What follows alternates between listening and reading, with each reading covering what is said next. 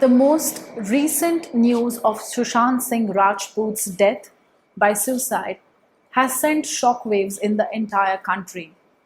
While we mourn the loss of this very talented actor and can't help but talk about mental health issues, there are a few things that we need to be very careful of. Today, I saw a lot of things that were deeply upsetting, and I'm very sure that you would agree with me.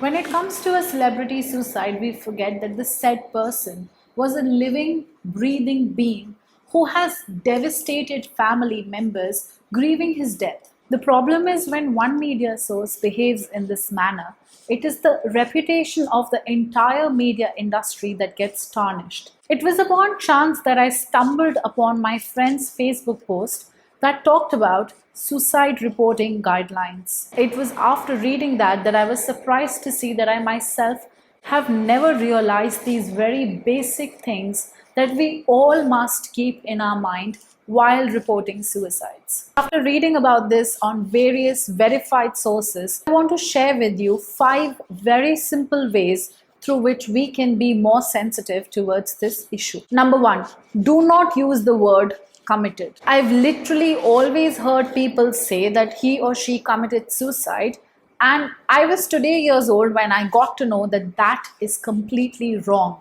When you say someone committed suicide, it implies criminality.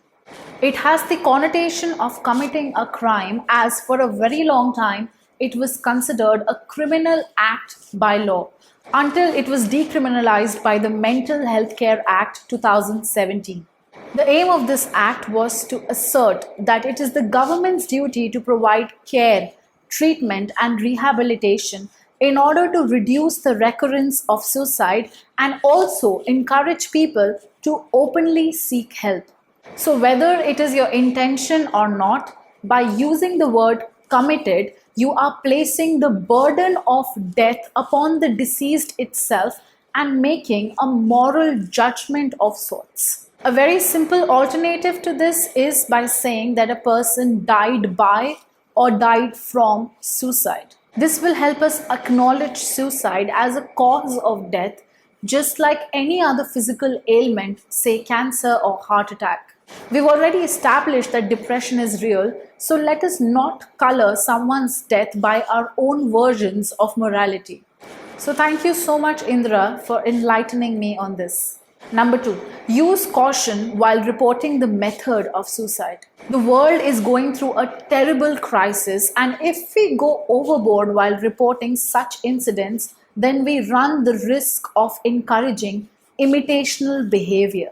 A lot of people are going through mental trauma with whatever is going on in the world, and the entire country, I believe, requires sensitivity training in order to ensure that they do not subconsciously or by mistake trigger negative thoughts in any person who might already be quite vulnerable. Number 3, don't speculate and don't sensationalize. Death of a loved one is the worst thing that can happen to anyone, and death by suicide is even more traumatizing. The worst way one can harm grieving family members is by spreading rumors, being disrespectful while talking about the incident, and especially being melodramatic in their depiction of the incident or its aftermath. The only purpose of reporting a suicide should be to very sensitively explore the emotional devastation it may cause to family and friends, and very subtly prompt people with suicidal thoughts to reconsider and seek medical help.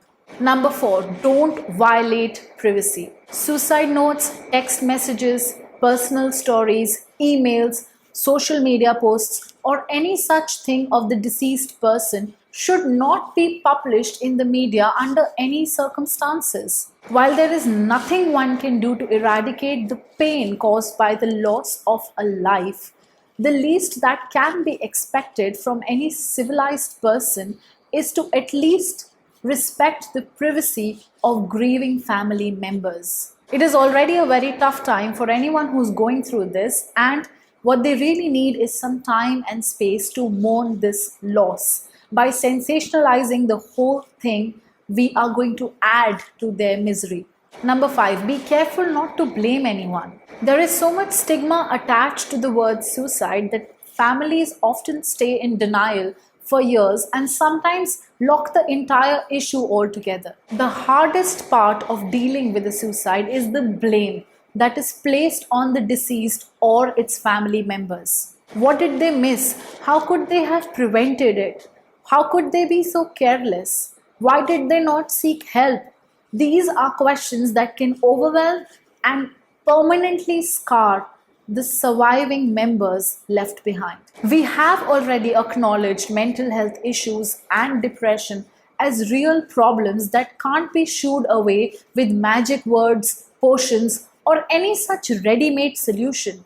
These are ailments that last longer than any other physical ailment, so we are no one to judge or comment on someone's state of mind. Instead of blaming the consequences of this action on the victim itself, let us take a moment and be empathetic to understand what must be going on in the mind of a person who has decided to end its life. So that's it for this video. I really hope that all of you are doing very well, and it is okay if you are not. Feel free to express whatever is going on in your mind and do not allow anyone to judge you for it. I know it is very difficult, but if you are getting negative thoughts, try and reach out to someone who can help you, and remember that you are the most important thing in this universe and your life truly matters.